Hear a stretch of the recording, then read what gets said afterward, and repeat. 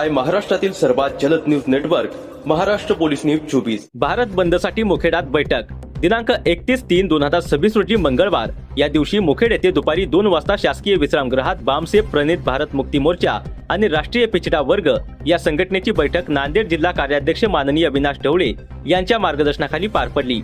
सदर मीटिंग मध्ये दिनांक 23 एप्रिल 2026 रोजी भारत मुक्ती मोर्चा व राष्ट्रीय पिछडा वर्ग या देशव्यापी संघटनेच्या वतीने ओबीसी वर्गाच्या न्याय हक्कासाठी, अधिकारासाठी व ओबीसीची जातनिहाय जनगणना करण्यासाठी भारत बंद करण्याचे ठरले।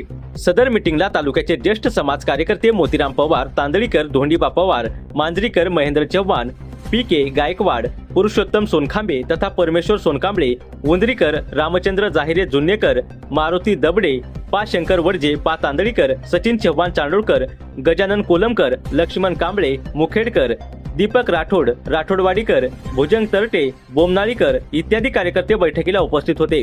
या बैठकीत मुखेड तहसीलदार यांना निवेदन देऊन सनदशीर मार्गाने भारत बंद करण्याचे सर्वानुमते ठरले।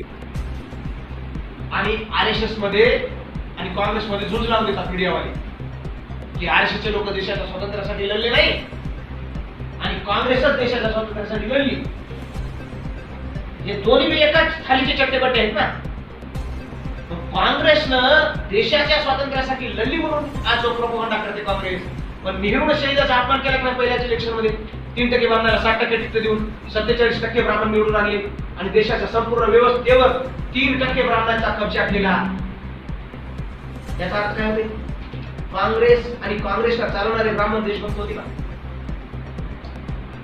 हे देशद्रोह आहे। नेहरूचा हा देशद्रोह नाही, हा राष्ट्रद्रोह नाही।